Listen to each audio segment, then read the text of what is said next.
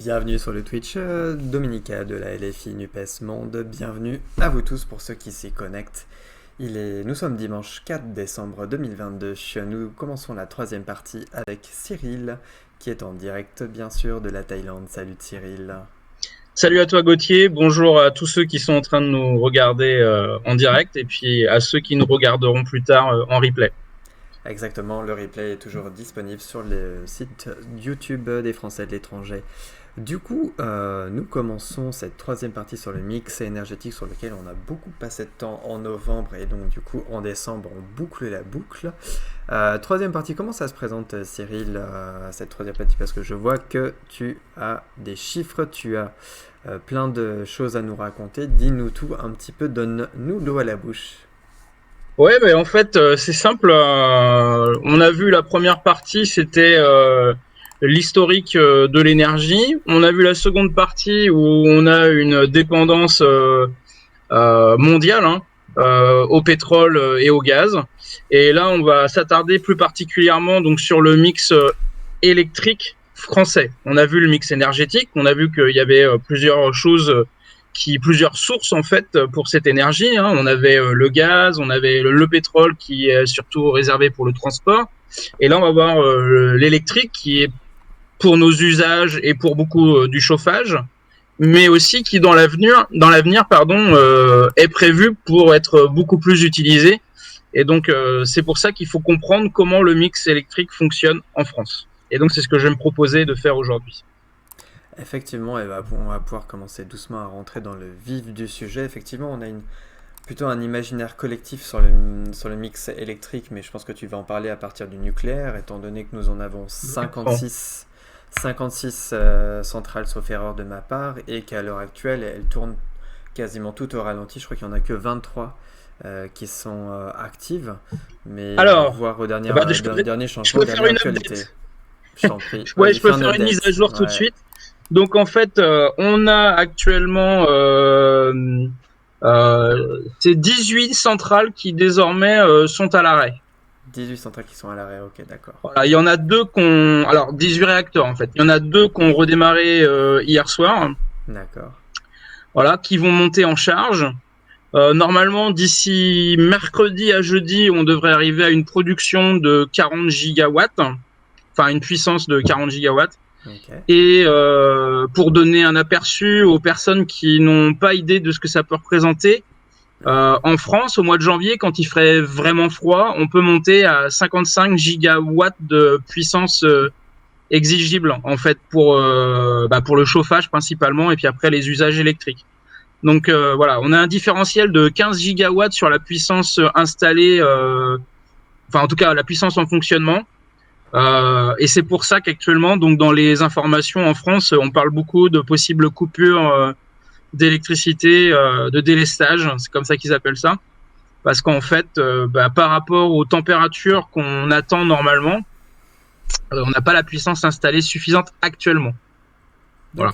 Ok. Bah, cette actualité-là est assez suivie en Suisse, puisque nous aussi, on va avoir des coupures d'électricité. Donc le Conseil fédéral helvétique est en train de bien travailler la chose, mais sachant qu'il laisserait bien sûr cette électricité majoritairement pour les services publics et notamment les hôpitaux, l'urgence, la police, tout le système régalien. Mais enfin bon, après, dans quelle mesure ça va se faire, ça, c'est autre chose. On a attaqué un petit peu ce que tu es en train de nous dire, du coup, le mix électrique français. Ouais. Donc là, j'ai pris les chiffres qui nous sont donnés pour les 5 dernières années, 2017, 2018, 2019, 2020, 2021. On peut voir qu'on est globalement à une consommation totale qui oscille entre 500 et 550 TWh, on va dire. Donc ça, c'est sur l'année. C'est tout ce qui est consommé sur l'année, c'est toute l'énergie qui est électrique qui va être produite pour l'année. Là-dedans, on voit que grosso modo, le nucléaire, ça fournit entre 335 et 390 TWh. Donc ça représente environ, on peut dire, entre 60 et 70%. Alors non, je vais dire une bêtise. C'est entre 70 et 80% de l'énergie électrique qui est produite. Okay. Voilà. Ça dépend des années. Donc quand on a fait 500 TWh, là c'était en 2020, c'est l'année où c'était le Covid, et donc on voit qu'on a à peu près 30 TWh de moins par rapport à ce qu'on consomme habituellement. Donc voilà ce qu'on a dépensé en moins à cette époque-là. Donc tout ce qui est en jaune là, c'est la production qui est liée au nucléaire. Si on veut regarder, on peut voir également qu'il y a une partie en vert là. Cette partie en vert clair, c'est l'éolien. La partie en bleu qui est au-dessus du jaune, ça va être l'hydraulique. Le orange qui est tout fin là, ça c'est le solaire. Le petit vert, le petit résidu vert qui est tout en bas de la colonne, c'est de la bioénergie. Donc la bioénergie, bah, c'est quand on fait du biogaz, c'est quand on fait brûler du bois pour faire de l'électricité, voilà, c'est ça. Et après, on a le gris, la partie grise ici, qui est le thermique fossile. Et donc dans le thermique fossile, bah, on peut brûler soit du gaz, soit du fioul, soit du charbon. Donc on sait aujourd'hui qu'on a des problèmes avec le gaz. Globalement, en France, on a fait des réserves normalement pour tenir jusqu'au mois de mars à peu près. 2023. Ouais. Voilà. Donc ça va être plutôt pour l'hiver 2023-2024 que on pourrait avoir des problèmes avec le gaz pour l'hiver. Mais on espère que les centrales auront redémarré en fait. Et sinon, actuellement, il y a des centrales à charbon qui ont été réouvertes en France pour pouvoir produire donc de l'électricité. À Cordemais, il y a une branche, une tranche pardon, qui a été réouverte pour le charbon. Et à Saint-Avold, la centrale à charbon a été rouverte alors qu'elle avait été fermée. Voilà. Voilà pour les informations donc sur le mix électrique, ce qu'on peut y retrouver.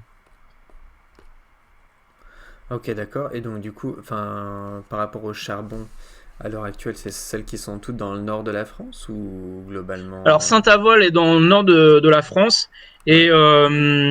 et Cordemais, c'est pas très loin de Nantes. Donc en fait là c'est le charbon, il arrive globalement par bateau parce que nous on n'en produit plus de charbon. Ouais. Donc voilà. Donc il y a un terminal charbonnier qui récupère le charbon et qui va ensuite être brûlé donc à cette tranche de Cordemais qui était parce que Cordemais était censé être fermé également. Hein. C'était une Mhm. centrale avec 2 tranches au fioul qui ont été fermées en 2018 et une tranche à charbon. Et Saint-Avold, c'était une centrale seulement à charbon et donc ils l'ont rouverte là pour la pointe, pour le pic. Donc, du coup, là, on est passé à autre chose. Tu nous montres le schéma d'une centrale nucléaire et de son fonctionnement, réacteur à eau pressurisée et Voilà. l'assemblage Donc atomistique, c'est ce qu'on etc. appelle typiquement un REP. Ouais. Donc on peut voir que dans le REP, il y a 3 parties, on va dire. Il y a la partie où on a le réacteur avec le cœur du réacteur, dans lequel on a le combustible. Donc le combustible, c'est des toutes petites pastilles d'uranium qui ont été empilées dans des crayons. Alors les crayons, en fait, c'est des longs tubes. Hein. Et ces longs tubes, ils sont mis dans une cuve. À l'intérieur, donc il y a de l'eau pressurisée. Et cette eau pressurisée va passer dans un autre circuit dans lequel il y a de l'eau pour faire chauffer en fait cette eau et la transformer en vapeur. Ça fait tourner des turbines. Et en fait, sur la quantité totale d'énergie au départ qu'on a produite, seulement un tiers va pouvoir être converti ensuite en électricité. D'accord. Donc Ok. il y a une grosse perte en termes d'énergie par rapport à la production primaire et à ce qui sera finalement envoyé sur le réseau électrique. Alors je sais que tout le monde, en règle générale, reconnaît la centrale nucléaire à sa tour de refroidissement, mais il faut savoir que la tour de refroidissement, il y a des centrales thermiques qui ont aussi des tours de refroidissement. En fait, c'est Ça peut pour pas confiner, refroidir effectivement. le circuit, le circuit où il y a la vapeur d'eau. Hein. Donc c'est à ça que ça sert. Et donc cette tour, c'est elle qui va être alimentée avec de l'eau qui vient soit d'une rivière, d'un fleuve, soit de la mer, si la centrale est en bord de mer. Et donc les nuages blancs qu'on peut voir au-dessus de ces tours aéro-réfrigérantes, c'est ni plus ni moins que de la vapeur d'eau. D'accord, donc en fait, globalement, toutes les centrales nucléaires sont situées aux abords d'une rivière, d'un fleuve, d'un site Ouais. où l'eau est accessible. Et ce qui explique Il faut une source froide en fait. Ce qui explique aussi quand Mélenchon on avait parlé lors de la campagne électorale, la fameuse centrale de Nogent-sur-Oise, où le site doit vraiment être protégé, puisque là on déplacerait à peu près 11 millions de personnes s'il y avait un risque nucléaire. C'était ce qu'avait évoqué Mélenchon en filigrane sur la sûreté nucléaire et sur la question de l'indépendance du coup énergétique, effectivement. Ouais. Alors effectivement, ça c'est dans le cas où on aurait ce qu'il faudrait imaginer dans ces cas-là, c'est par exemple que le cœur du réacteur se mette à fondre. Voilà, c'est le cas dans lequel effectivement on aurait un problème important. Alors 11 millions de personnes à déplacer, ça après je pense que il faut voir en termes de contamination quand ça arrive, c'est-à-dire quelles vont être les zones qui peuvent être touchées, parce qu'en fait, tu as plusieurs phases. Tu as la phase où tu vas avoir les radionucléides qui vont être émis dans l'atmosphère autour, et ces radionucléides, en fait, ils durent pas très très longtemps en termes de durée de vie, et ils sont surtout sensibles pour les personnes, on va dire, plus âgées et les jeunes enfants. Et en fait, normalement, les gens qui vivent autour des centrales, ils ont accès, s'ils vont à leur pharmacie, à des pastilles d'iode pour saturer leur thyroïde et éviter que ces radionucléides dont je parle remplacent l'iode qui normalement va être utilisé pour les hormones thyroïdiennes. Voilà. D'accord. Et donc, ce qu'il faut voir, c'est qu'une centrale nucléaire, dans un cycle de vie complet, ça émet 4 grammes de CO2 par kilowattheure produit. Hein, en fait, c'est par rapport à ce qu'on a utilisé comme matériau pour la construire, à la quantité d'énergie qui a été investie dedans, et ainsi de suite. Donc, ce qu'on voit, c'est que ça reste une source d'énergie bas carbone. C'est ça qu'il faut voir, c'est que si on veut décarboner, par exemple, les centrales nucléaires, ou en tout cas le nucléaire en règle générale, c'est une solution. Après, ce qu'il faut voir, c'est quand on va faire des choix, et notamment des choix politiques, en fait, des choix énergétiques et des choix politiques, quel est le mix énergétique qu'on veut choisir. Là, je vous présente le mix électrique, je vais vous le présenter en complet, mais après, il va falloir regarder tous les éléments pour réussir à arriver à la neutralité carbone. La neutralité carbone, on doit y arriver en 2050. Donc, voilà. Ouais, on a 25 années, 27 années devant nous pour y parvenir, quoi, globalement. Ouais, 25 années, c'est bien de dire 25 années parce que tu sais jamais ce qui peut arriver quand tu met les choses en place. Il peut y avoir du retard et tout, donc se dire qu'on commence maintenant et qu'on a 25 ans devant nous, c'est la bonne idée.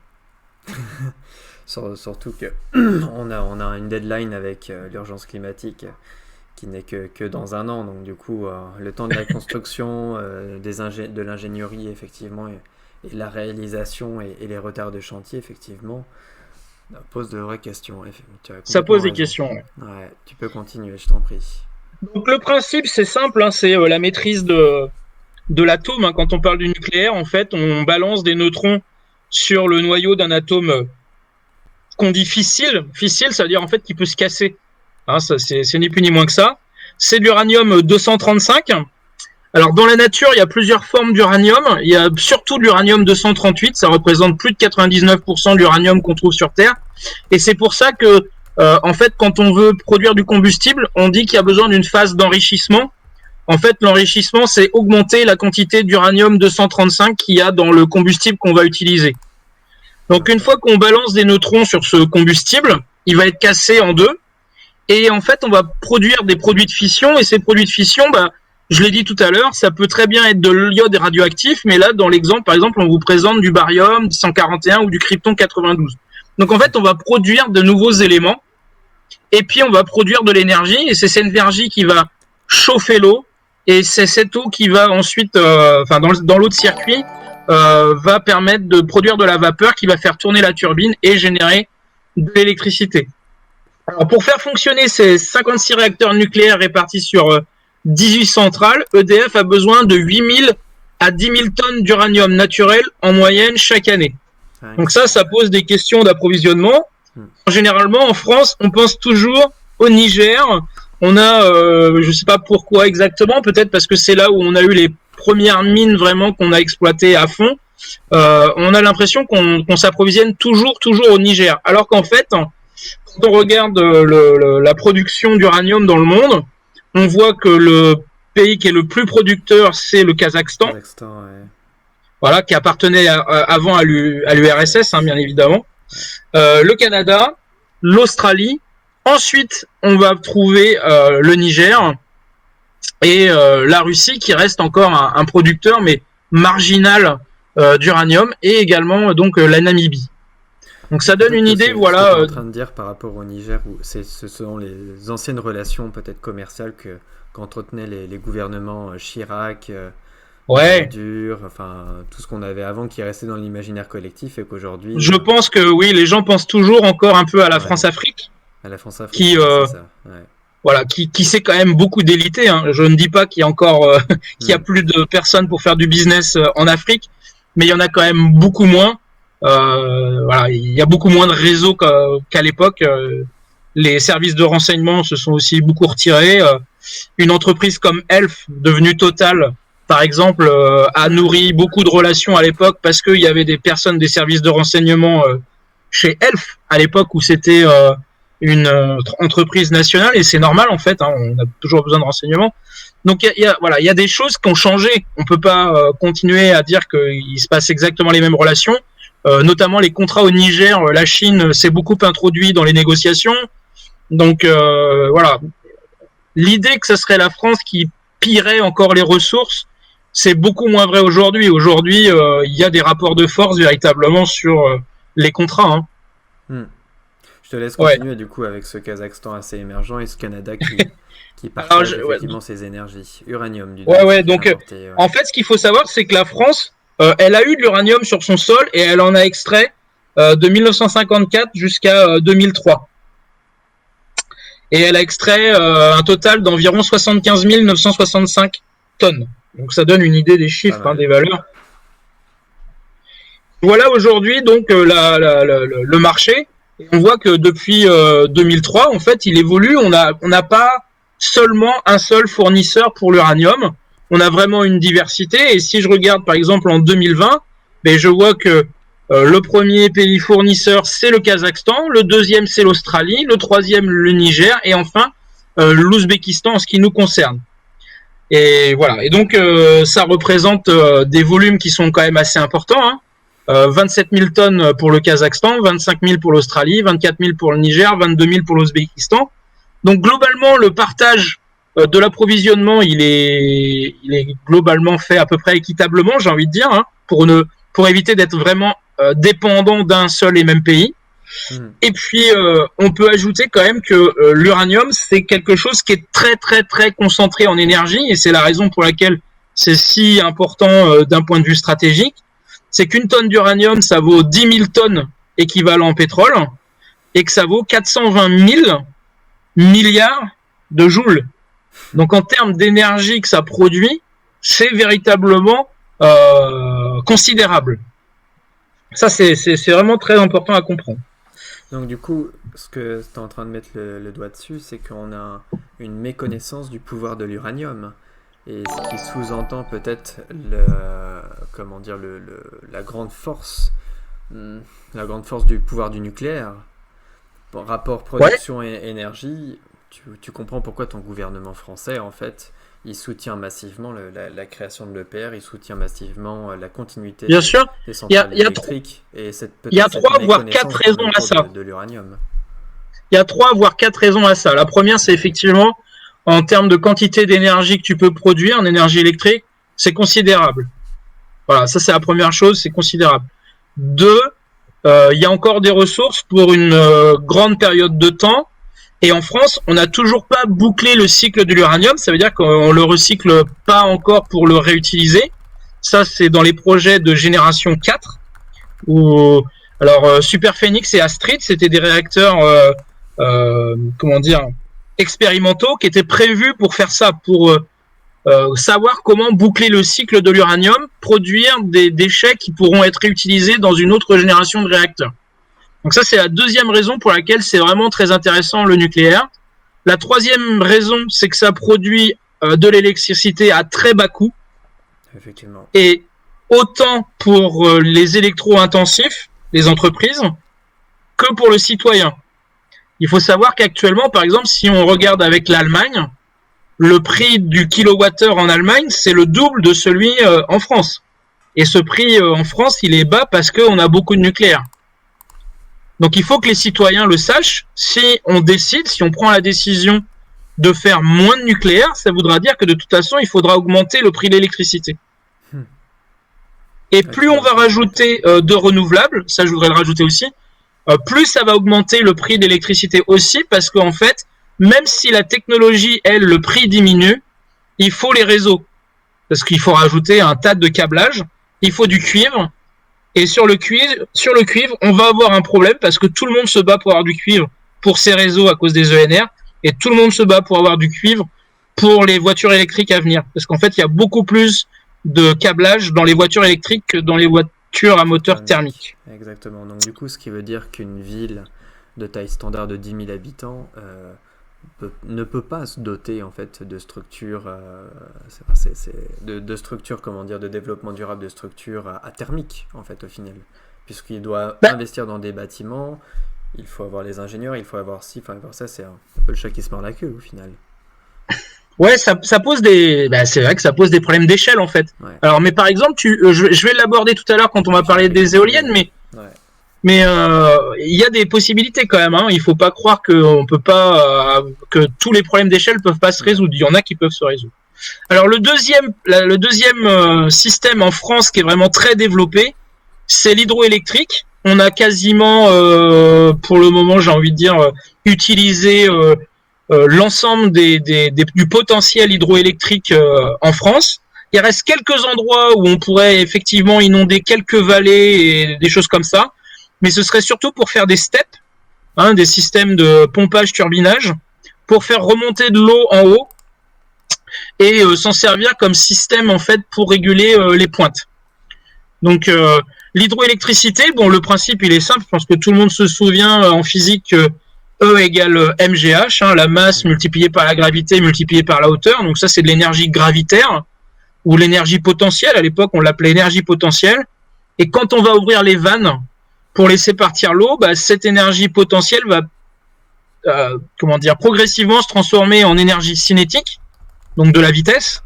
Cette vitesse va faire tourner la turbine, et la turbine, comme précédemment, va transformer donc cette énergie cinétique en électricité. Donc il y a un transformateur, on a encore des câbles, il faut le réseau derrière, et avec ça, on va pouvoir acheminer l'électricité donc dans le réseau électrique. Le barrage hydroélectrique, ça fait du 6 grammes de CO2 par kilowattheure. Donc là encore, c'est parce qu'on a utilisé beaucoup de ciment, de béton dans la construction, qu'on a des émissions de carbone, parce qu'évidemment, ça en émet quasiment plus aujourd'hui. Mais c'est le fait d'avoir construit les ouvrages d'art, qui fait que on a cette émission de carbone qui est prise en compte dans la production du kilowattheure. Derrière l'hydroélectrique. Donc l'hydroélectrique, on peut le mettre dans les énergies renouvelables. Par contre, c'est une énergie qui est pilotable. Ça veut dire qu'on peut ouvrir le barrage et le fermer quand on veut pour faire couler de l'eau et produire l'électricité qu'on veut au moment donné. Et ça, c'est la grosse différence avec les éoliennes. Les éoliennes, ce sont aussi des sources d'énergie renouvelables. On récupère du vent, donc au travers d'une pale, au travers d'un rotor qui tourne avec des pales. Et en fait, ce qu'il faut savoir, c'est que la puissance maximum récupérable, elle est liée à la surface balayée. Donc ça, c'est la longueur des pales du rotor, ou on peut dire le diamètre Enfin, c'est pi r carré, pour ceux qui ont un peu de souvenirs de mathématiques, et le cube de la vitesse du vent. Donc ça veut dire que quand la vitesse double, on produit 8 fois plus. Ouais, donc du coup, il faut des... Donc ça, c'est tout l'intérêt, par exemple, du débat. Le vent puisse en fait arriver sur ton éolienne, quoi.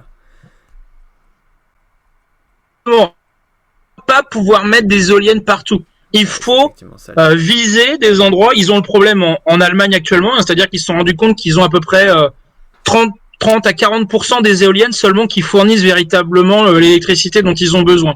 Ouais. Le reste, c'est surcapacitaire et ça produit pas assez pour être rentable. Donc c'est un problème. En fait, il faut vraiment, j'ai envie de dire, être stratégique, mettre des éoliennes au bon endroit, que ce soit des éoliennes terrestres, mais aussi des éoliennes offshore. Les éoliennes offshore, le principe, c'est que déjà on peut les éloigner, les éloigner des habitations là où les gens grognent. Et puis tu peux aussi augmenter la taille de ces éoliennes. Par contre, la contrepartie, c'est que tu as besoin d'un câblage qui est beaucoup plus important, parce que tu vas avoir effectivement des distances qui sont plus grandes. Là, dans mes souvenirs, je crois qu'il faut être à 40 km ou un peu autour de 40 km des côtes, 20 à 40 km des côtes. Voilà. Donc, ça te donne une idée de la quantité de cuivre qu'il faut mettre en place, voilà, pour faire ça. Et surtout qu'il n'y a pas de bonne ou idéale solution, étant donné que l'une est en exactement. Mer, donc investir un terrain aquatique, de la flore, changer, bousculer le champ marin, peut-être de la circulation marine. Donc quand il n'y en a pas une association de civile terrestre, elle est forcément marine, et voir aussi avec la découpe géographique des différents pays qui peuvent aussi se battre pour un petit morceau de terrain. C'est ça. Et la dernière fois, je parlais qu'il fallait réfléchir à l'échelle locale, tu sais, et qu'il fallait discuter avec les gens et le bassin d'emploi. Et pour le cas de l'éolien en mer, je pense qu'il faut discuter avec les marins, il faut discuter avec les personnes qui s'occupent par exemple, des parcs pour les oiseaux, les choses comme ça. Il faut mettre tout le monde autour de la table, EDF, RTE, tout ça, et il faut discuter et il faut voir, voilà, où est-ce qu'on peut mettre, combien on peut en mettre, quel champ. Et je pense qu'en fait, ça c'est un travail qui est vraiment important, et je pense que si on arrive à mettre ça en place, il y aura sans doute après moins de contestations, ou en tout cas on arrivera à trouver plus de compromis pour faire ça. Je te laisse continuer autant sur la construction que l'exploitation énergétique, je t'en prie. Ouais. Donc actuellement on a 20 000 mégawatts d'éolien installés en France au 30 juin 2022. Dans mes souvenirs, on en a rajouté encore 480, il me semble, 480 mégawatts au large de Saint-Nazaire, qui devrait commencer à fonctionner, à tourner d'ici peu de temps, si c'est pas déjà le cas, et qui normalement pourrait produire donc de l'électricité dans une année, pour environ 120 000 foyers. Voilà, c'est ce qu'on considère. Donc en 2021, on a produit 36,8 TWh, donc c'est pas rien, mais ça reste quand même très faible par rapport à ce qu'on a vu tout à l'heure où on était à des 500, plus de 500 TWh. Donc ça reste encore faible.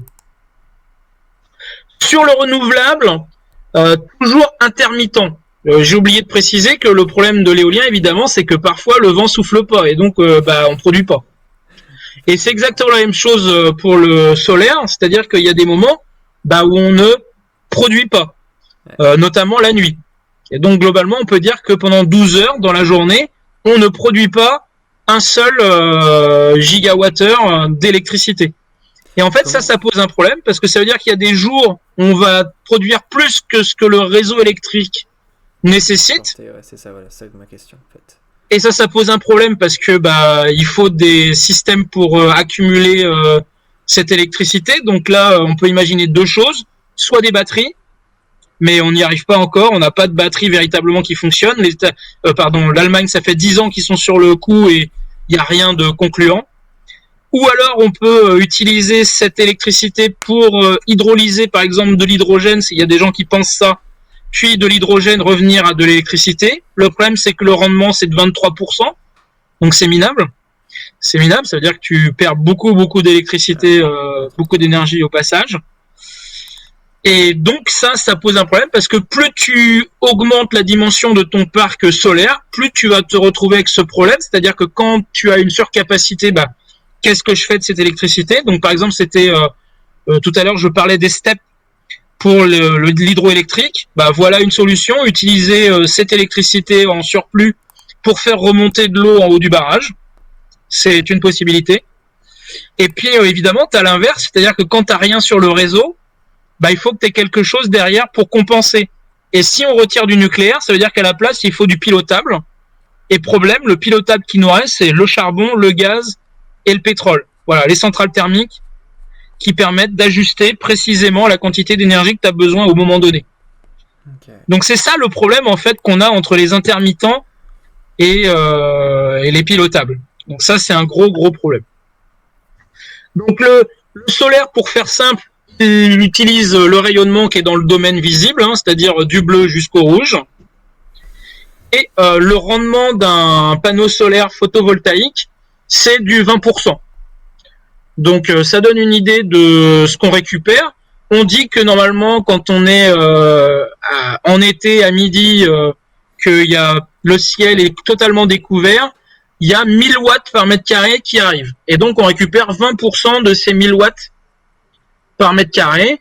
Donc ça fait à peu près du 1300 kWh par an par mètre carré, c'est pas mal. Mais même si on arrive à produire,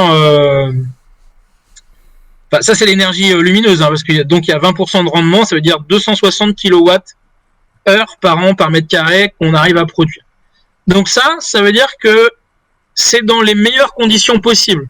Et donc notre problème à nous, c'est qu'on va avoir une énergie qui va être, une production d'électricité qui va être très très variable. Donc ça veut dire qu'il faut des onduleurs qui sont costauds derrière, et puis ça veut dire qu'il faut après avoir un système de backup qui permette de compenser ça. Donc ça c'est le gros problème en fait du solaire. Comment ça marche le solaire? Alors en fait c'est un truc très simple, c'est qu'il y a des plaques de silicium, et donc dans ces plaques de silicium il y a des atomes de silice. Quand ils reçoivent du rayonnement, le soleil, ces atomes de silice vont être excités, et donc il y a des électrons qui sont arrachés. Je rappelle que les électrons c'est une charge négative, et donc du coup ça veut dire que l'atome de silice qui s'est fait arracher son électron, qui lui était neutre, devient positif. Et donc en fait on va créer tout simplement une différence de potentiel entre la borne ici qu'on appelle BV, la borne de valence, et ici BC, la borne qui va produire le courant. Donc c'est tout simplement un courant électrique qui est produit par différence de potentiel. C'est comme ça que ça fonctionne, c'est pas très compliqué à comprendre, et surtout c'est assez simple à réaliser en fait. Il y a besoin d'avoir un cadre en verre au-dessus pour protéger le système, une feuille de plastique au-dessus de nos cellules solaires, une autre plaque en dessous de nos cellules solaires, et puis à la fin la feuille qui va pouvoir être posée directement par exemple sur le toit ou sur le système qui est mis en place. Donc c'est pas très compliqué. Le problème qu'on a aujourd'hui, c'est que la plupart des matériaux, hors le verre et les cadres plastiques, tout le reste, c'est des composants qui viennent de Chine. Donc ils sont produits en Chine avec de l'électricité qui est produite à partir de charbon. Donc nos panneaux photovoltaïques, ils sont massivement carbonés.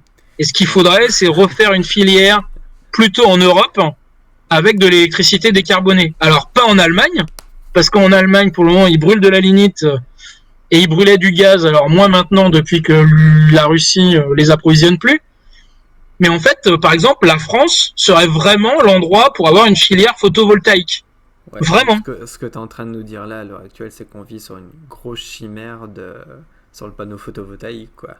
Et que lorsqu'on en met quelques panneaux sur les nouveaux bâtiments, nouvelles constructions, son propre logement, au final, tout vient de Chine, construit à partir de charbon.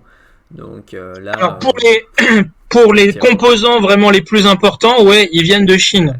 Pour le reste, après, en Belgique, ils en produisent aussi, mais par contre, ils récupèrent les composants donc en Chine. Ouais, ok, je te laisse continuer. Mais bon, ouais, c'est une chimère qui dure, quoi. Et la chimère... Ouais, alors... je dirais que la chimère qui est la plus importante, c'est par rapport à la quantité qu'on pourrait produire. Là, il y a peu de temps, il y a une loi qui est passée pour qu'on puisse, sur tous les parkings qui font plus d'une certaine taille, on puisse installer des ombrières donc avec des panneaux solaires. Et ça, c'est courant pour les années à venir, sur les 5 ans qui viennent. Donc ça va être très bien. Et s'ils le font pas au bout du temps prévu, ils auront des amendes. Donc ça, c'est quelque chose de très bien. Ça va les inciter à mettre du panneau. Par contre, il faut bien se représenter que tous les parkings, donc qui feront plus d'une certaine taille, je crois que c'est plus de 80 places. Et ça représenterait un EPR avec une puissance de 1,6 terawatts. Terawatt ou gigawatt? Gigawatt, pardon, je crois que c'est gigawatt. Voilà, donc ça, il faut vraiment qu'on comprenne que le solaire fait partie des solutions. À l'heure actuelle, il est à 20% de rendement, mais il y a des technologies possiblement en développement qui pourraient nous amener à plus. Ça veut dire qu'en France, il faut investir dans la recherche. Moi, je pense que c'est vraiment une chose très importante de dire qu'en France, il serait possible d'avoir une filière photovoltaïque parce que on a les chercheurs sur le sujet. Il est possible d'avoir les composants en silicium, de les faire. Vraiment, ça serait possible. Peut-être pas si peu cher qu'en Chine, mais d'avoir une filière, de la construire et d'avoir des composants à prix abordable, ça serait possible. Et puis, surtout, ça serait en fait des métiers non délocalisables. Une fois que tu as ces filières-là et que tu as la maintenance qui est en place, et ben ça fait des jobs, quoi. Ouais, ça fait des jobs en plus, ouais, non délocalisables, tu l'as dit, donc c'est bénéfique complètement pour un département qui cherche Voilà. à se développer son autonomie énergétique. Ouais, un département, une région, enfin bon. Donc il faut pas en faire l'alpha et l'oméga. Ouais. Ça sera pas l'alpha et l'oméga. Par contre, il faut développer la recherche et il faut améliorer les rendements et il faut créer une filière qui puisse être viable et durer dans le temps et qui produisent donc effectivement des travaux. Pourquoi je veux dire travaux à chaque fois? Qui produisent donc des emplois, pardon, voilà, c'est le mot que je cherchais, des emplois qui seront non délocalisables. Un panneau photovoltaïque, aujourd'hui, ça dure 20 à 25 ans. Voilà, il y a des panneaux qui vont arriver aujourd'hui en fin de vie. Il y a vraiment moyen d'avoir une filière, de construire une filière sur le photovoltaïque. Il faut de l'ambition, c'est tout. Je te laisse continuer, vas-y. Ensuite, je terminerai donc sur les centrales thermiques. Les centrales thermiques, donc là, j'avais mis la centrale thermique de Cordemais et j'avais mis au fioul.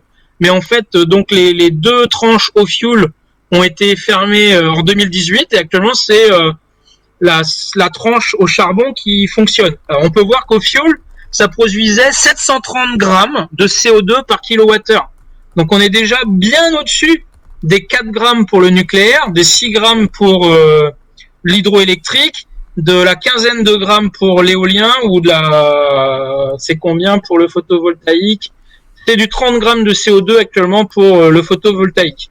Donc là, on est à 730 grammes de CO2 pour le fuel. Le charbon, c'est quasiment 1 kilo pour produire 1 kilowattheure. Voilà. Donc ça donne une idée. Et donc c'est le même principe ici qu'une centrale nucléaire en fait. On fait chauffer de l'eau et l'eau qui va se mettre sous forme de vapeur va faire tourner une turbine. Donc là également c'est pareil, 1/3 de rendement. Et puis on produit l'électricité qui va être amenée sur le réseau électrique. L'avantage de ces centrales thermiques, par contre, c'est qu'on peut véritablement, très finement régler la quantité d'électrique qu'on veut amener sur le réseau. Voilà. Donc ça, c'est très pilotable. Très, très pilotable, très rapidement. Plus rapidement que le nucléaire, qui pourtant est pilotable. Mais le nucléaire, c'est pas fait pour s'occuper de gérer les pics de consommation des utilisateurs. C'est vraiment pour faire des grosses bandes d'électricité, quoi. On continue. Et peut-être en parenthèse, il y avait une question d'une collègue sur le chat qui disait elle a du mal à comprendre que aucune des énergies renouvelables ne soit pilotable. Est-ce que ça veut dire qu'on ne peut pas les stocker un peu peut-être en référence soit à l'énergie thermique ou les éoliennes en pleine mer, etc., etc. Ouais. Alors je vais le refaire, je vais réexpliquer pilotable pour que ce soit compréhensible pour tout le monde. Ouais, cool. Le principe du solaire et le principe de l'éolien, c'est que c'est intermittent, ça veut dire qu'il y a une partie du temps où ça ne fonctionne pas. On est à 0 pendant 12 heures par exemple pour le photovoltaïque, on produit 0. Et puis on va au fur et à mesure de la journée se mettre à produire de plus en plus d'électricité. Mais c'est pas nous qui décidons de la quantité d'électricité qui va être injectée sur le réseau. C'est la même chose pour l'éolien.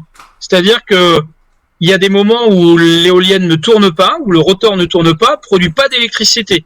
Puis il va se mettre à tourner, et je l'ai dit tout à l'heure, si la vitesse du vent double, la quantité d'électricité, mais multipliée par 8. C'est pas nous qui décidons de la vitesse du vent. Et donc, ce n'est pas nous qui décidons de la quantité d'électricité qui soudain se retrouve sur les réseaux et qu'il faut gérer. Soit parce qu'on n'en a pas assez, et dans ces cas-là, il faut un backup. Et dans ces cas-là, le meilleur backup, c'est la centrale thermique que je viens de vous présenter. Ou alors, c'est pareil pour le photovoltaïque. Vous avez soudain une baisse très importante, ça s'arrête de souffler. Donc ça, c'est le coup du backup. Ou alors, vous avez du coup le vent qui se met à souffler très très fort. Vous avez beaucoup d'électricité qui arrive sur le réseau, mais la demande en électricité dans la journée n'est pas très importante. Qu'est-ce que je fais de cette électricité-là? Je suis embêté. Donc il va falloir que je réduise la production d'électricité quelque part. Encore une fois, c'est plutôt facile de le faire quand on a des centrales thermiques sur le réseau. Ça prend plus de temps avec une centrale nucléaire. La centrale nucléaire, c'est une sorte de mammouth. C'est pas fait pour avoir des variations de production électrique aussi fortes. Et donc c'est pour ça que c'est pas pilotable en fait l'éolien et le solaire. Donc j'espère que ça répond à la question de la personne. Entendu, merci bien. Je te laisse continuer. Voilà, donc maintenant on peut passer sur comment fonctionnait cet approvisionnement en électricité pour le consommateur. Donc ce qu'il faut voir, c'est qu'avant, EDF appartenait complètement à l'État, c'était un monopole d'État, c'est comme ça qu'on appelle ça, donc une entreprise d'État. Elle produisait l'électricité, la fournissait donc aux usagers, les usagers payaient un prix de l'électricité, dont une partie revenait à EDF, et les taxes revenaient à l'État français qui permettait ainsi de développer soit la maintenance par exemple pour les centrales nucléaires ou de développer de nouveaux projets. Et donc on peut représenter ça maintenant aujourd'hui, comment ça se passe en 2022. Donc on a d'abord celui qui produit. Donc la production, elle est toujours faite par EDF. Ce sont mes centrales nucléaires, mes centrales à gaz, mes centrales à charbon, à pétrole, éolien, hydraulique. Alors normalement, les centrales à charbon avaient été fermées. Ils ont réouvert ici parce qu'il faut passer l'hiver. C'est pareil, les centrales au fioul et au pétrole, normalement, les tranches sont fermées. Et il restait donc des centrales à gaz, parce que le gaz, c'est ce qu'il y a de moins polluant parmi les énergies, en tout cas les ressources fossiles. Mais l'objectif, c'est aussi de fermer à terme les centrales à gaz. Voilà. Ensuite, on a le transporteur de l'électricité. Lui, il s'appelle RTE. Enfin, lui, il s'occupe de toutes les lignes à haute tension et tout ça. C'est lui qui récupère l'électricité, qui la transporte dans son réseau. Ensuite, il y a la distribution. La distribution, ça, c'est Enedis. Donc, c'est eux, par exemple, qui actuellement s'occupent de couper les compteurs pour les chauffe-eau pour éviter de dépenser trop d'électricité pour chauffer l'eau. Puis, à la fin, il y avait la fourniture. Donc là, vous avez quelqu'un qui s'occupe de faire votre contrat. Au départ, avant les années 2000, c'était EDF qui faisait tout ça. RTE, Enedis, tout ça, c'était une partie d'EDF. Et puis le fournisseur, c'était EDF. Il a fallu libéraliser. Et voilà le résultat. Donc le résultat, c'est qu'il y a 40 fournisseurs alternatifs. En fait, il y en a un peu plus parce qu'il y en a aussi pour les entreprises. Et en fait, ça, c'est du parasitisme. Ces gens font de l'argent sur quelque chose qui ne devrait pas être libéralisé en aval.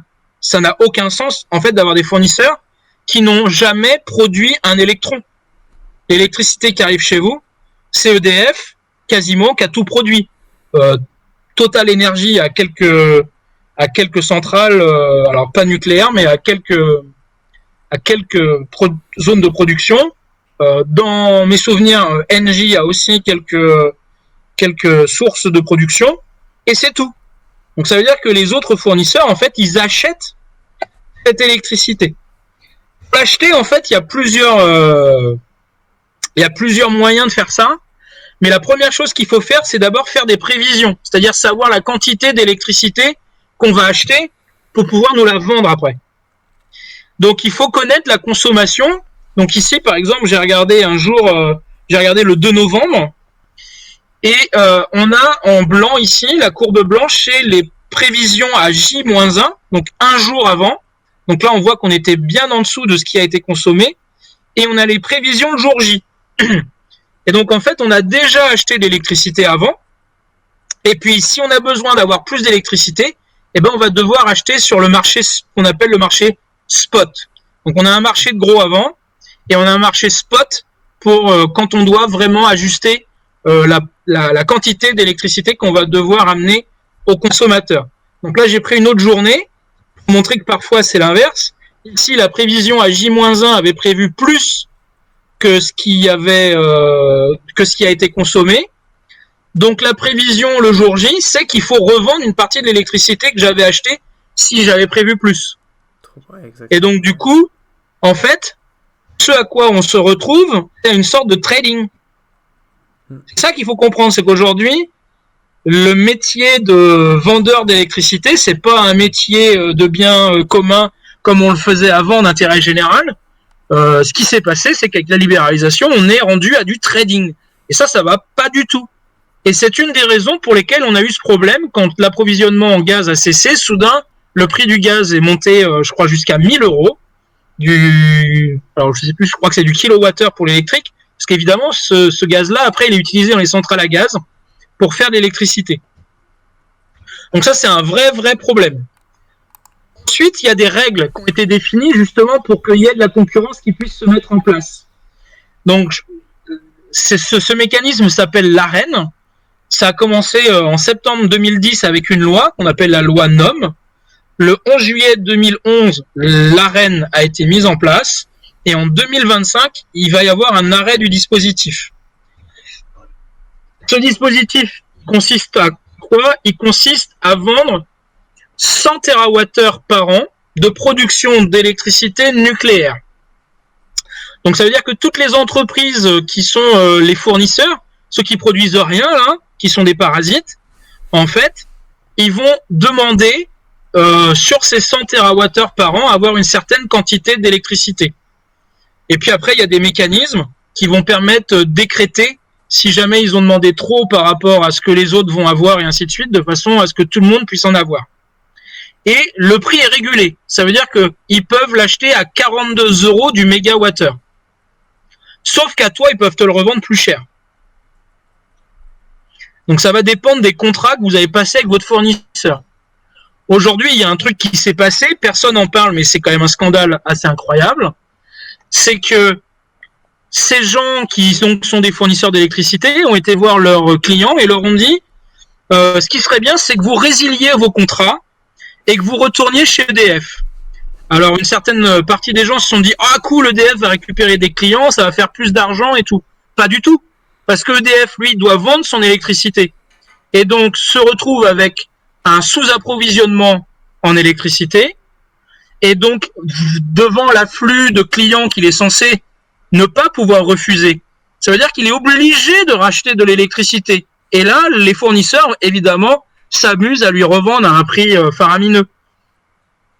Donc ça pourrait très bien conduire EDF, alors j'irai pas jusqu'à la faillite, mais quand même à gréver les comptes de l'entreprise de façon très importante. Avec un système... Là, c'était il y a 3 semaines au Sénat, il y avait le sénateur apparenté communiste Fabien Gay, du coup, qui avait dénoncé en fait cette manipulation de et de plus-value. C'était de la plus-value pure et dure qu'avait organisé du coup les parasites, comme tu dis, envers EDF, alors qu'ils avaient acheté prix coûtant les 42 euros du kilowatt.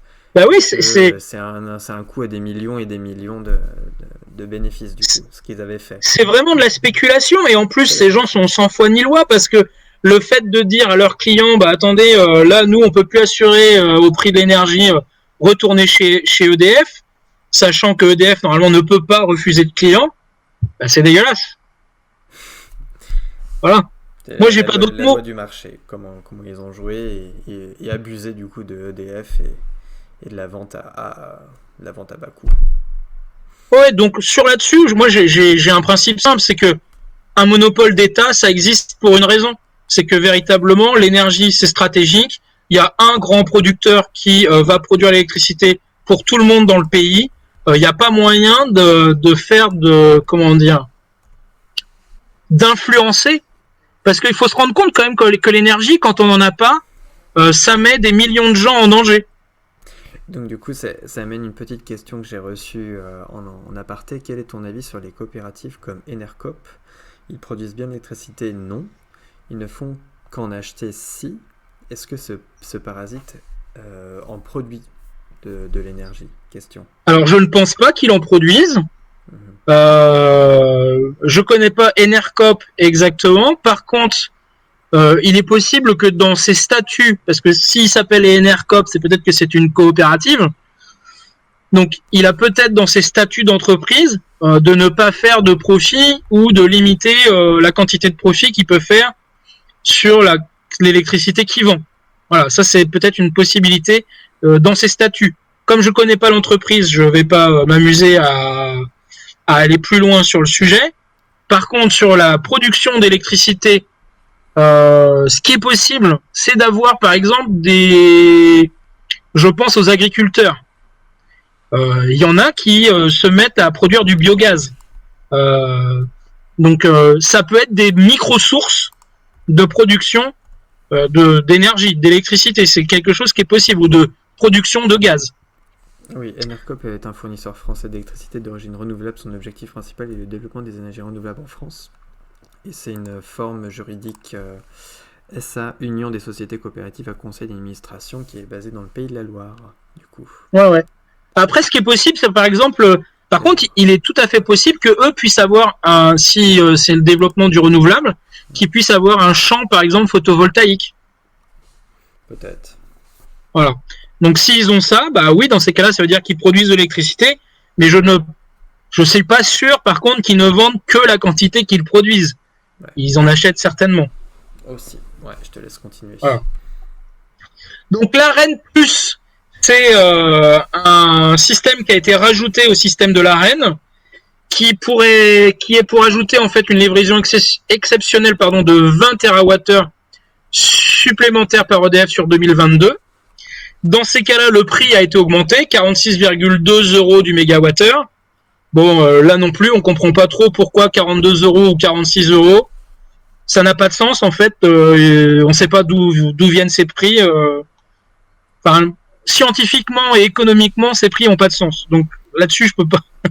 Voilà, je peux pas argumenter. Il y a rien. Je vois pas comment on pourrait argumenter sur ces prix. Par contre, c'est conditionné à la revente d'un volume équivalent à EDF. Donc c'est ce qu'on disait tout à l'heure. C'est-à-dire qu'on peut revendre cette électricité à EDF à un prix fixé à 256,98 €. Donc je pense que tout le monde, en lisant cette phrase, se rend bien compte que ça s'appelle voler EDF. J'ai pas d'autres mots à dire. Donc ça, moi, ça me pose problème en fait. Quand je vois des choses qui ont été mises en place comme ça, ce que je me dis, c'est qu'on pille une entreprise, une grande entreprise qui est productrice d'électricité, pour mettre en place un système de libéralisation sur le marché, sans doute pour que des petites entreprises comme Enercop, par exemple, puissent exister et produire leur propre électricité et se développer les renouvelables. Mais en fait, d'un point de vue économique et d'un point de vue pour l'entreprise, c'est pas, je trouve que ça n'a pas de sens. Moi, je trouve que ça n'a pas de sens. C'est mon opinion, elle est personnelle, j'engage personne là-dessus, mais moi je trouve que ça n'a pas de sens. Alors maintenant, pourquoi est-ce qu'on s'est mis à payer si cher le prix de l'électricité?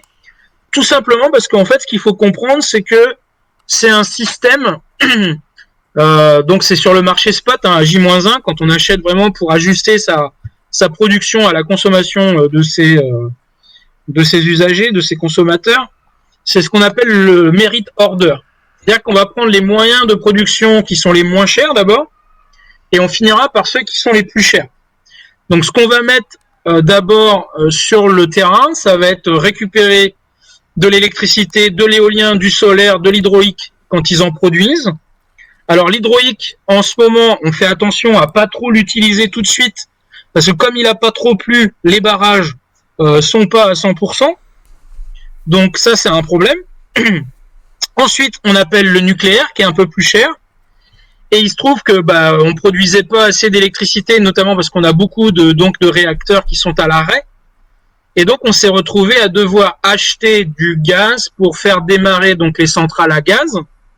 En fait, ce qu'on paye, c'est l'électricité produite par les centrales à gaz.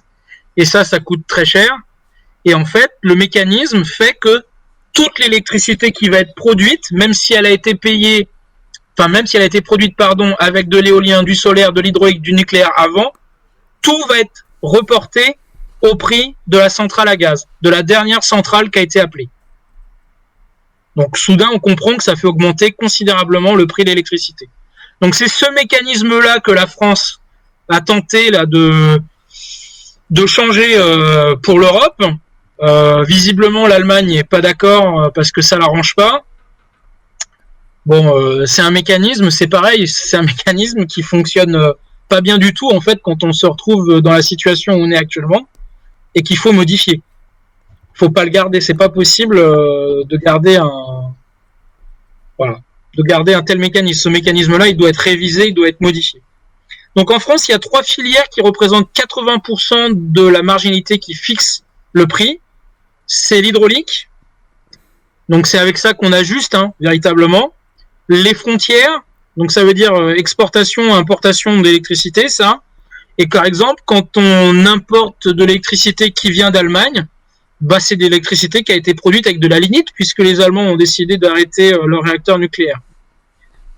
Parce que donc il faut de l'électricité quand on en demande, et que je le disais tout à l'heure, l'éolien et le solaire n'étant pas pilotables, on ne sait pas quand est-ce qu'il va y avoir de l'électricité produite par le solaire et produite par l'éolien en Allemagne qui va nous ramener de l'électricité. Donc ce sont les centrales qui brûlent de la lignite qui produisent cette électricité-là ou les centrales à gaz.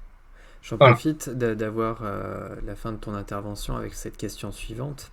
Pour les prochaines coupures d'électricité qui vont durer 2 heures, qui auront lieu, pour toi, quel est le groupe électrogène en puissance pour faire tourner un ordinateur gaming et 2 écrans et le routeur de la fibre, un peu la fibre gamer. Ce modèle TCPG 251E5 Anheil pourrait faire fonctionner tous mes appareils. Normalement, oui, quand tu prends un générateur, ça permet de faire fonctionner ce qui est le plus important. Donc, disons, ton frigo, le congélateur, en fait, il n'y a pas besoin véritablement parce que l'inertie thermique d'un congélateur est telle que les 2 heures, il les passe facilement. Après, ce qu'il faut savoir, c'est que donc les coupures d'électricité, elles vont être prévues la veille et les gens, normalement, devraient être prévenus à 17 heures la veille. Qu'il y aura une coupure de 2 heures, soit le matin, soit dans l'après-midi, fin d'après-midi. Donc, moi, je pense que les gens n'ont pas besoin de faire tourner un générateur ou n'ont pas particulièrement besoin de s'inquiéter. Normalement, ils seront prévenus. Si jamais il y a un hôpital dans leur entourage, normalement, ils ne seront pas touchés. Je pense que là où il y a des gros réseaux de transport, si le réseau de transport est prévenu la veille, il s'arrêtera de fonctionner à cette heure-là, donc il aura prévenu les usagers. Mais je pense sincèrement pas que ça va se produire. Je pense qu'ils vont éviter la région parisienne. Ils vont commencer par des régions comme la Bretagne, par le Nord, l'Est. Voilà. Ils ont prévu de tourner, mais bon, il faut imaginer qu'il devrait pas normalement y avoir tant que ça de coupures. Je pense qu'ils veulent vraiment prévenir et faire en sorte que ça se passe pas, mais parce qu'ils peuvent aussi demander aux entreprises de s'effacer. Ils appellent ça l'effacement, c'est-à-dire ils payent l'entreprise pour ne pas consommer d'électricité à ce moment-là. Je te laisse finir la conclusion du coup, puisqu'on arrive doucement vers la fin de l'émission. Donc, pour finir sur l'ensemble des 3 présentations que j'ai pu faire, la première chose qu'on peut rappeler, c'est que nous ne créons aucune énergie. Nous ne faisons que les convertir. Le solaire en chimique, par exemple, quand on fait de l'agriculture et qu'on récupère des aliments, c'est l'énergie solaire qui a été transformée en énergie chimique. L'énergie chimique, donc la biomasse, quand on la fait brûler, ça produit de l'énergie thermique. C'est exactement ce qui se passe avec du pétrole, du charbon, du gaz. C'est de l'ancienne biomasse qui a déjà été cuite pendant des millions d'années et qui va être ensuite brûlée pour produire donc de la chaleur. Je l'ai dit, il y a l'énergie gravitaire qui va être transformée en énergie cinétique, typiquement les moulins à eau, le barrage. de l'énergie mécanique en énergie électrique, c'est quand on passe au niveau de notre turbine et du transformateur, l'énergie nucléaire en énergie électrique. Donc on fait que de la conversion. Et donc ce qu'il faut regarder quand on veut avoir une technologie qui soit, comment dire, qui nous apporte quelque chose dans le futur, il faut regarder les rendements. Voilà, si on a moins de 30%, bah ça n'a aucun intérêt en fait. Il faut garder la technologie qui est déjà à 33%. Donc par exemple l'hydrogène, il va falloir réfléchir à son utilisation. Ça peut pas être pour l'électricité, ça va être par exemple plutôt l'hydrogène, hydrolyser de l'eau pour produire de l'hydrogène pour aller dans un vapocracker dans un vapocracker. Par exemple pour produire des engrais, ou typiquement pour éviter d'utiliser du coke pour produire de l'acier avec du fer. Donc plutôt utiliser l'hydrogène. Ensuite, les modes de conversion, elles structurent nos rapports sociaux. Vous vous souvenez, c'est ce qu'on avait vu avec l'esclavage, avec la classe prolétarienne. Ça structure notre environnement, évidemment. Vous allez avoir des moulins, vous allez avoir des panneaux solaires qui vont apparaître, vous allez avoir des centrales nucléaires qui occupent une surface. Donc ça structure nos environnements. Ça structure nos modes de déplacement. Je rappelle, les voitures qui vont exploser, c'est parce que on a le moteur à explosion qui peut utiliser le pétrole. Puis ça structure donc nos économies, puisque plus on consomme d'énergie, plus on est à même d'avoir une économie florissante qui peut transformer des choses, puis après les transporter et les revendre.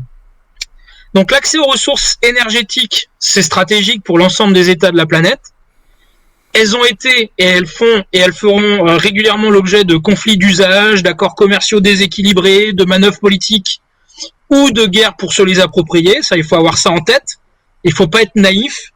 Il va toujours y avoir des conflits, il va toujours y avoir des tentatives de manipulation sur les énergies ou de prédation évidemment. Ouais. S'accaparer la Russie, là, ce qu'elle a essayé de faire avec la centrale de Zaporizhzhia, c'est se l'approprier pour produire l'électricité pour elle.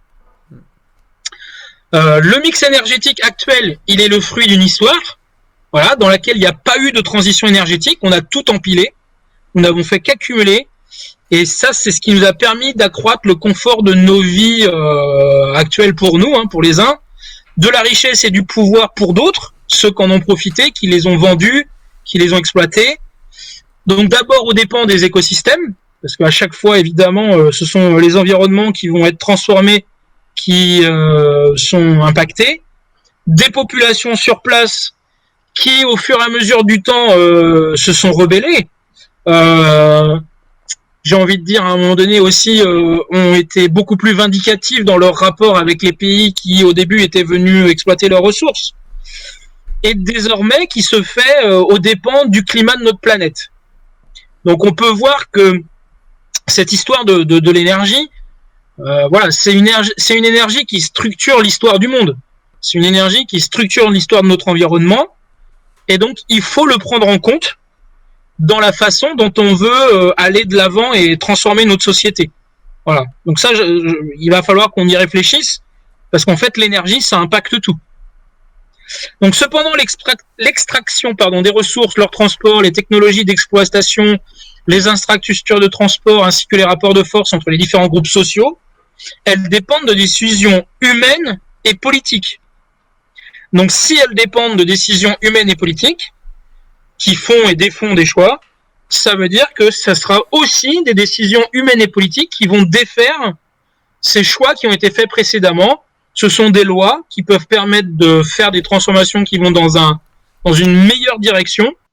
Mais ça veut aussi dire qu'on prend les bonnes technologies, donc ça veut dire qu'on prend des bonnes décisions. Ça veut aussi dire qu'il faut des décisions de justice, ça veut dire qu'il faut punir les gens qui ne respecteraient pas les règles.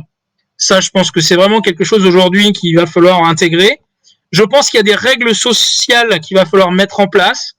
Moi, je pense par exemple que l'histoire des jets privés, certes, ça reste, anecdotique dans la quantité totale de CO2 qui est émis dans l'atmosphère, mais c'est pas anecdotique quand c'est par rapport à une population donnée. Et donc, ça veut dire qu'il faut qu'il y ait des règles symboliques qui s'appliquent pour que les gens derrière se disent, moi aussi, dans ces cas-là, je suis prêt à faire des efforts. Ce qu'il faut savoir, c'est que, comme je l'ai dit, c'est lié à l'économie.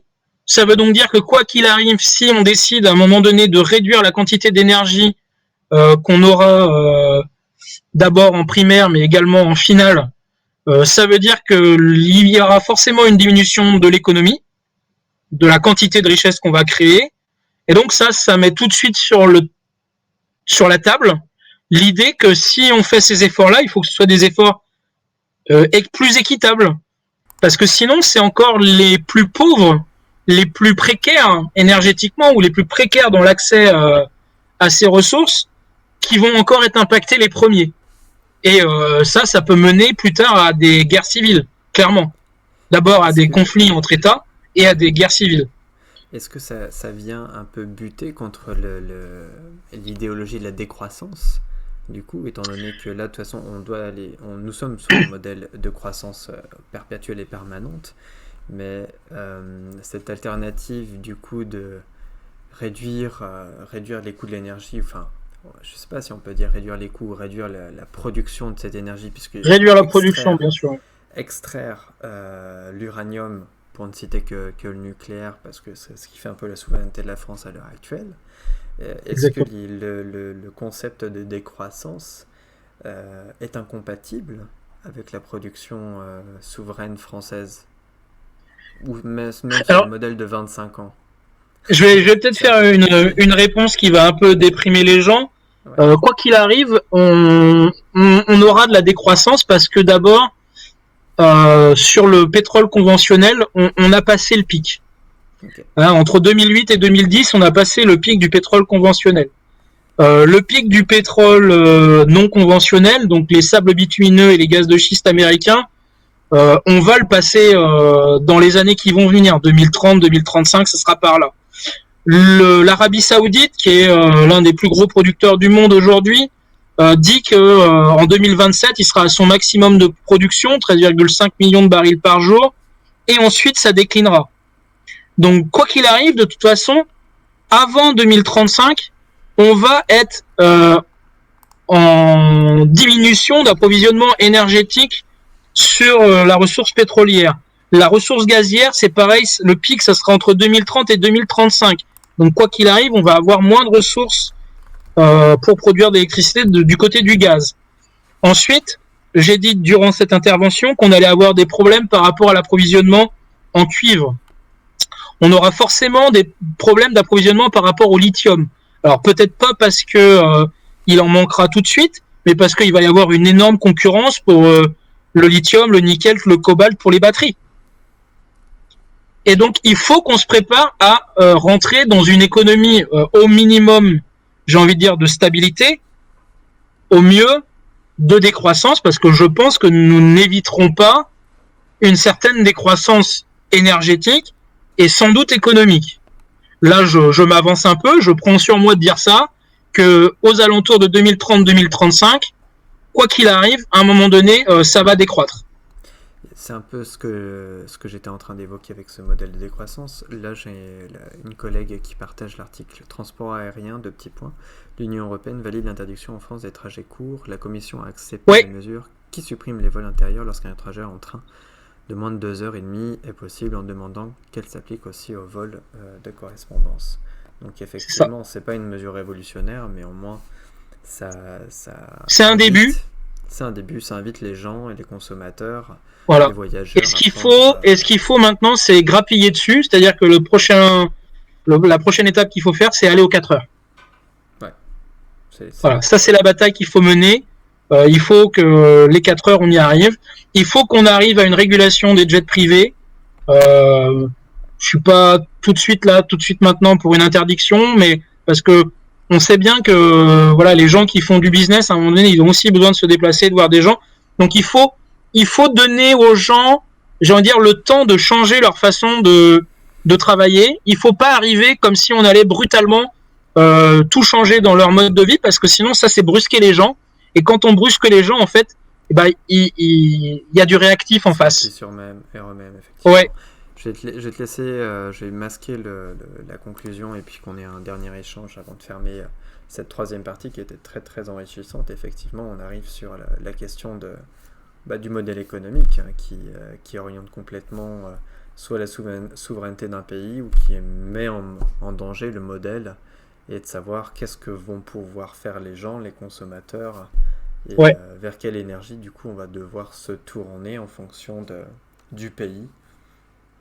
C'est un peu la Alors question. moi, mon point de vue, je peux te donner un début de réponse parce que j'ai lu les scénarios qui sont prévus par l'ADEME, Terawattheure, RTE, Négawatt. Bon, les scénarios Négawatt sur lesquels on s'était basé, nous, je trouve qu'ils sont faibles, notamment parce qu'en fait, ils ont une forte emprise sur le sol et ils décarbonent pas tant que ça. Donc ça, c'est un problème. Il faut qu'on décarbone le plus possible. Et je l'ai dit tout à l'heure, dans la présentation sur le mix électrique, ce qui permet de décarboner le plus vite, c'est d'avoir du nucléaire. Notre problème à nous, c'est que le parc nucléaire est en train de vieillir. Et que donc, évidemment, la question qui se pose, c'est de faire des nouvelles centrales. Et ça, c'est terriblement problématique pour le moment, parce qu'on voit bien que le PR, ça pose un problème. On a également une situation aujourd'hui qui est que nos réacteurs, donc, ils sont à l'arrêt parce qu'il y a de la maintenance qui n'avait pas été prévue, pas organisée, et ça, c'est la faute du politique.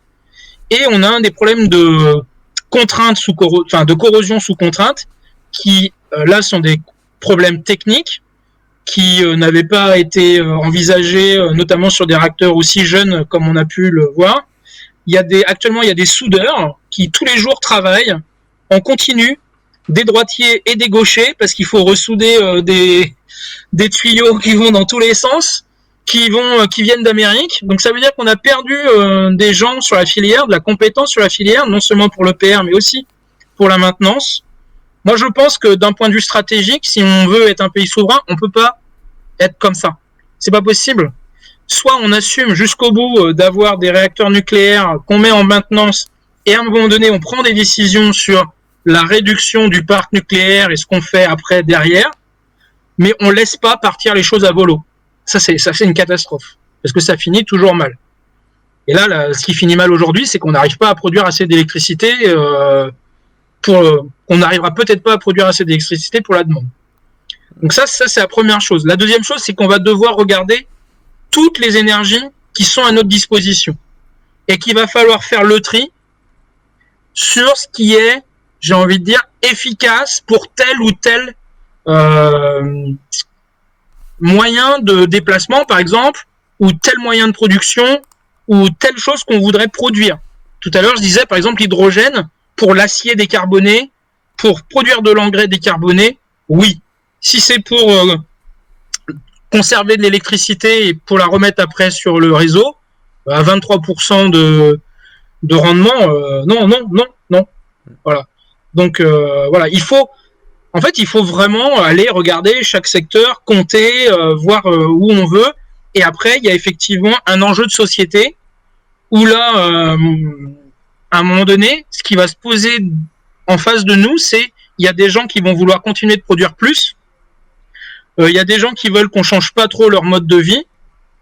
Et puis, il y a des gens qui voudraient plutôt qu'on réduise, voire qu'on ait une empreinte beaucoup plus frugale dans la société. Et ça, c'est des choix de société qui sont complètement différents. D'abord en termes de déplacement, je le disais tout à l'heure, en termes d'économie, et du coup, également en termes d'énergie à développer, ou en tout cas de technologie qui nous permettrait de convertir de l'énergie en électricité dans le pays. Et donc ça demande une discussion sérieuse, en fait, entre tous les acteurs de la société. Pas que les politiques. Les politiques, ils ont un rôle important à jouer parce qu'ils prendront les décisions. Mais à un moment donné, là, il va falloir discuter avec les gens. On peut pas considérer que c'est des enfants qui vont devoir subir les décisions d'une strate qui est au-dessus de nous. Non, il va falloir qu'on discute tous ensemble pour savoir quel est le monde qu'on veut pour demain, pour nos enfants. Parce que là, on sait très bien qu'aujourd'hui, le 1,5 degré, on va certainement pas y arriver. Et que donc, la prochaine étape de la décarbonation, c'est essayer à tout prix de rester en dessous des 2 degrés. Si possible, même si on pouvait rester en dessous des 1,7 degrés, voilà, ça serait vraiment un objectif très fort. Parce que là, les scénarios actuels sur business as usual, ils nous emmènent à 3 degrés, 3,5 degrés de réchauffement. Hein. Et ça veut dire que la bande intertropicale, aujourd'hui, dans le monde, c'est plus personne qui peut y vivre. Quasiment tous les jours de l'année, on peut plus y vivre. Ça veut dire Donc on fait quoi là si en 2100, tu as 2 milliards de personnes qui doivent migrer? Enfin, je veux dire, là, c'est inconséquent de ne pas prendre ça en compte. Donc il faut vraiment, à un moment donné, là, que tous les hommes politiques, toutes les femmes politiques, de tous les bords, discutent sérieusement du choix de société, des filières énergétiques, et j'ai envie de dire de la quantité d'énergie qu'on veut produire sur notre territoire pour l'ajuster à notre économie et à la population. Et ça posera d'autres questions derrière, mais je pense que ce sera peut-être pas pour notre génération, qui sont des questions de stabilité de la population. C'est-à-dire combien d'habitants on peut avoir dans un pays avec une telle quantité d'énergie à disposition. Donc ça nous amène sur des débats plus philosophiques. Complètement plus philosophique, mais bon, ça va petit à petit arriver sur le devant de la scène, et c'est sûr que si on se pose pas les questions maintenant, on pourra... Ouais, il faut les poser. Nos enfants devront se la poser, et c'est vrai que ça fait un peu...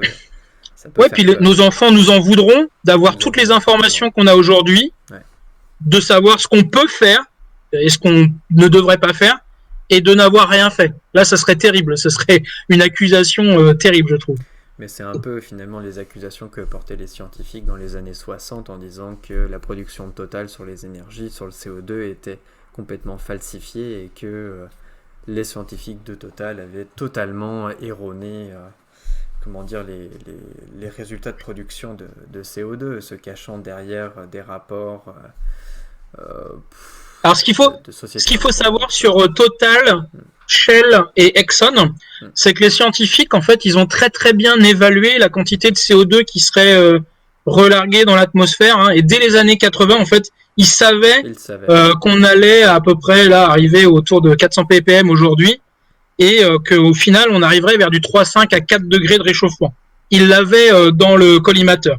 Il y a eu des mémos, il y a eu des messages en interne, et les firmes pétrolières ont effectivement mis ça sous silence dans un premier temps, et dans un deuxième temps, ont payé ou ont financé des recherches permettant d'instiller le doute sur le fait que c'était bien le dioxyde de carbone rejeté dans l'atmosphère qui était bon. Alors aujourd'hui maintenant, c'est clair et net, c'est bien le CO2 qui est rejeté par nos usages, par le fait de brûler des énergies fossiles. Je veux dire, ceux qui seraient encore climato-sceptiques, faut plus les écouter. Ça fait très longtemps qu'on sait déjà que voilà, c'est pas vrai. Il y a pas de climato-scepticisme à avoir. On sait exactement les mécanismes. Il suffit de lire la première partie du rapport du GIEC, le groupe 1 sur les bases physiques, pour comprendre qu'on sait exactement comment ça fonctionne.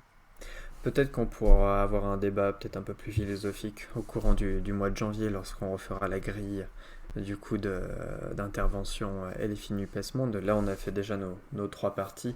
Peut-être qu'on pourra les regarder à tête reposée en se disant ok, d'accord, maintenant qu'on a vu énergie fossile, production nucléaire, production thermique, quel échange on peut avoir avec la population, avec les personnes, les consommateurs, les concernés, en disant je pourrais ramener les documents qui concernent les scénarios, parce que je pense que c'est très intéressant de voir la comparaison des différents scénarios, notamment avec un site que je conseille à tout le monde, qui s'appelle Metawatt, sur lequel vous pouvez tous, avec le site Metawatt, aller comparer les différents scénarios pour les quantités de matériaux. Alors ça doit être acier, béton, cuivre, il y a ça. L'emprise sur la surface, les quantités de CO2 qui seront au final rejetées pour chacun des scénarios, et ainsi de suite. Ça permet de se faire une bonne idée, et en fonction des critères qu'on choisit, de voir quels sont les scénarios qui rentrent dans notre... voilà. Ok, bah écoute, c'était très très instructif. Je te garderai 2 minutes après la fin du stream pour terminer et organiser le futur. Ça fait déjà trois parties et c'était très très intéressant. Je te remercie beaucoup en tout cas. On pourra, De cette rien, de émission sera rien. remise en replay sur le YouTube. Vous pourrez bien sûr la partager, la commenter et la revoir à tête reposée les week-ends ou plus Et tard. je dis à ceux qui nous ont écoutés, qui nous ont regardés, partagez les 3 vidéos qui sont en replay, partagez-les avec le plus de gens possible qui comprennent ce que c'est que l'énergie et l'importance que ça a dans une société et pourquoi c'est le nerf de la guerre en quelque sorte. Exactement. Eh ben, je te remercie en tout cas, Cyril, de tes 3 interventions. Je te garde tout de suite après. Je vais passer la petite vidéo de fin. Et en tout cas, excellente intervention. J'ai encore une question technique. Vous aviez lancé un sujet intéressant concernant la méthanisation. Si celle de l'agricole peut être discutable, utilisation de denrées alimentaires humaines bétail pour produire de l'électricité. Mais qu'en est-il de la centrale biogaz ? Pourquoi une évolution est faible et peu médiatisée ? Je trouvais cette solution intéressante pour la revalidation d'une partie des déchets. Question. Ouais, je peux répondre très rapidement à ça. C'est assez simple.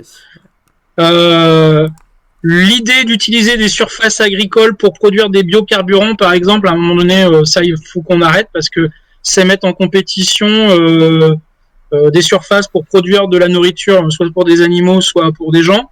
Donc, c'est pas du tout une bonne idée de nourrir des véhicules avec des champs. Voilà. Pour la biométhanisation, ça peut avoir un intérêt. Je dirais que tant qu'on n'est pas rendu au net zéro carbone de 2050, ça peut avoir un intérêt de développer donc des méthaniseurs avec les déchets agricoles pour produire du gaz qui serait répandu sur une petite, un petit réseau quoi.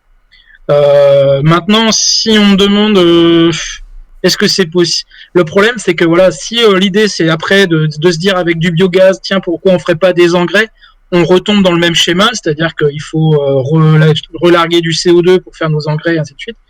Et c'est pas la bonne idée. Et en fait, quoi qu'il arrive, quand on va arriver vers 2050, je dirais après 2035, il va falloir que progressivement tout ce qui est au gaz de 2035 à 2050 disparaisse. Comme il se trouve que je disais pendant mon intervention, entre 2000 et 2035, là, on va arriver au pic de production du gaz et qu'après on va décroître. Moi, ça me paraît logique de décroître avec et que ces petites unités de méthanisation, en fait, elles vont rester marginales et il faudrait qu'à la fin elles disparaissent ou qu'elles soient vraiment utilisées pour des choses très très précises dans lesquelles le rejet de CO2 serait vraiment très minime. J'ai pas de choses. Là, j'ai pas d'idée qui me vient en tête sur comment on pourrait utiliser ces systèmes de méthanisation tout de suite, mais il faut. Le but, c'est de pas pouvoir relarguer trop de gaz à la fin. Eh ben, gardons cette question en suspens jusqu'à ce que on trouve de meilleures solutions. En attendant, merci à Cyril, merci à toi en tout cas d'avoir participé depuis la Thaïlande. Je te regarde tout de suite après, bien sûr. Vous en prie. Et puis n'hésitez pas à vous abonner, à nous suivre, à nous revoir en replay sur la chaîne YouTube et sur le Twitch de la LFI NUPES Monde. En attendant, passez un bon dimanche, reposez-vous bien et puis peut-être à une prochaine intervention. Salut à vous, merci Cyril, ciao ciao. Ciao à tous.